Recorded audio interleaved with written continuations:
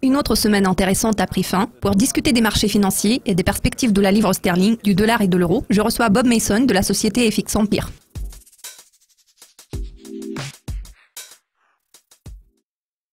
Bob, merci de nous avoir rejoints aujourd'hui. Commençons par une accélération de l'inflation au Royaume-Uni. La livre s'est dépréciée contre le dollar. Que pouvez-vous dire sur l'évolution de la livre sterling au cours de la semaine passée? Où la monnaie britannique se dirige-t-elle?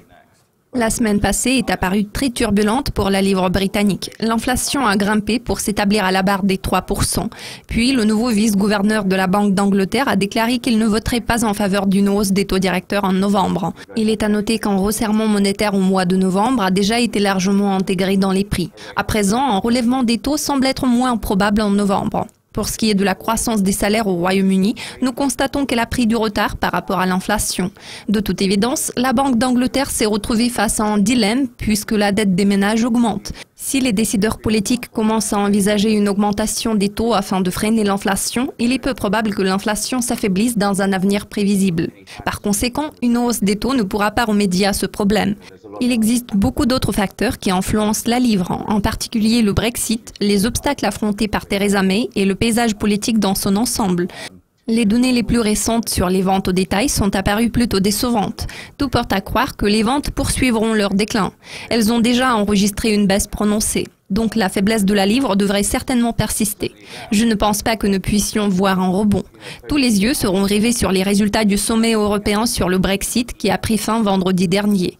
Monsieur Juncker a clairement fait comprendre qu'il avait une attitude plutôt agressive vis-à-vis du gouvernement britannique. Il cherche toujours à minimiser les progrès qui ont été réalisés jusqu'à présent. Il serait logique de supposer que l'UE pourrait exercer beaucoup de pression sur le gouvernement britannique au cours des négociations, ce qui aurait une incidence négative sur la livre sterling. Le seul facteur qui puisse exercer un impact favorable sur la livre est le budget qui sera présenté le mois prochain par Philippe Hammond. Si le chancelier de l'échiquier prend le marché au dépourvu et donne une lueur d'espoir en termes de réduction de la pression fiscale, en particulier en ce qui concerne la population la plus jeune, cela pourra stimuler les dépenses au Royaume-Uni. Pour le moment, la situation peut être jugée défavorable. D'accord, c'est clair pour le Royaume-Uni. Portons notre regard outre-Atlantique. La semaine passée, le dollar canadien s'est apprécié par rapport au billet vert grâce à une amélioration des données sur la fabrication. Un léger déclin a toutefois été enregistré suite à l'évolution de la situation concernant la renégociation de l'ALENA. Quel en sera l'impact sur cette paire de devises? Je pense que le marché est très sensible à toute annonce concernant l'ALENA. De toute évidence, il y a beaucoup de bruit autour de la renégociation de l'accord commercial avec le Mexique et le Canada. Il se peut que les pourparlers ne soient pas complètement axés sur le Canada. Ce scénario a déjà été intégré dans les prix. Le problème réside dans le fait que ces pourparlers sont constamment reportés.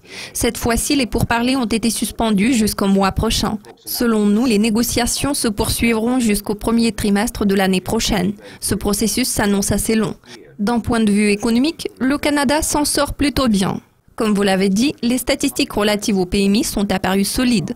La Banque du Canada a relevé les taux directeurs le mois dernier. Cette semaine, l'administration de la Banque centrale se réunit à nouveau.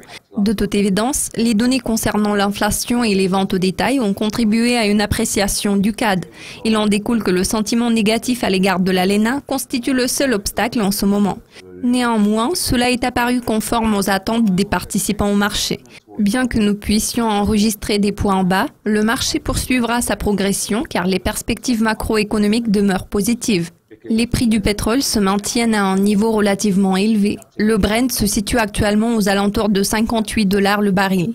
La Banque du Canada a adopté un ton belliciste. Si les prix du pétrole se maintiennent à ce niveau, la question se posera de savoir si oui ou non la Banque centrale va prendre davantage de mesures. La renégociation de l'ALENA exerce une incidence légèrement négative sur cette paire de devises, mais d'un point de vue macroéconomique, les perspectives s'annoncent clairement positives.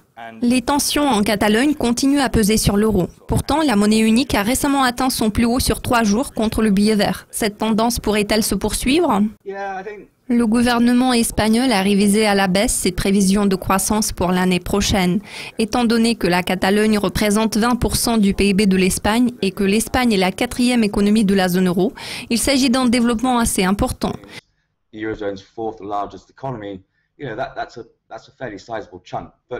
Bien sûr, en raison des problèmes en Catalogne, à l'heure actuelle, l'Espagne reste au centre de l'attention générale. Ce n'est pas encore un signal d'alarme pour l'UE. Je tiens toutefois à préciser que si nous voyons émerger des mouvements populistes similaires dans d'autres parties de la zone euro en raison de ce qui se passe en Espagne, les choses pourraient changer. L'euro a été légèrement affecté par cette dégradation du paysage politique. La monnaie unique a également réagi à des rumeurs concernant les plans de la BCE en matière de retrait des mesures de relance. Les participants au marché ont été quelque peu déçus par l'intention de la BCE de réduire son programme d'achat d'actifs de moitié. Les statistiques économiques émanant de la zone euro ont été assez robustes. Nous espérons découvrir plus de détails après la réunion de la BCE programmée cette semaine. Il existe un potentiel de hausse pour l'euro en cas de surprise positive du côté de la BCE en ce qui concerne le retrait des mesures de relance. Le gouvernement espagnol cherche à invoquer l'article 155 dans l'immédiat, ce qui signifie que le gouvernement de Catalogne perdra une partie de ses pouvoirs. Pour l'instant, l'ampleur des conséquences est difficilement prévisible. Des protestations pourraient secouer l'euro, mais n'oublions pas qu'il s'agit d'une monnaie de financement pour les opérations de carry trade. Bien que le sentiment vis-à-vis de l'Europe reste généralement négatif, l'aversion au risque stimulera des flux de capitaux vers la zone euro. Cela devrait contribuer à un raffermissement de l'euro. Maintenant, passons au dollar. Il semblerait que Donald Trump soit sur le point de tenir l'une de ses promesses de campagne concernant la réforme fiscale. Certains progrès ont été réalisés tout dernièrement. Nous pourrions donc voir une reprise du dollar, ce qui pourrait mettre l'euro sous pression. Il sera important de surveiller les développements en Catalogne ainsi que l'évolution de la situation dans la zone euro dans les prochains jours.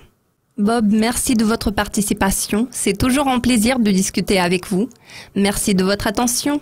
Nous vous invitons à suivre nos mises à jour régulières sur le site de Dukascopy TV.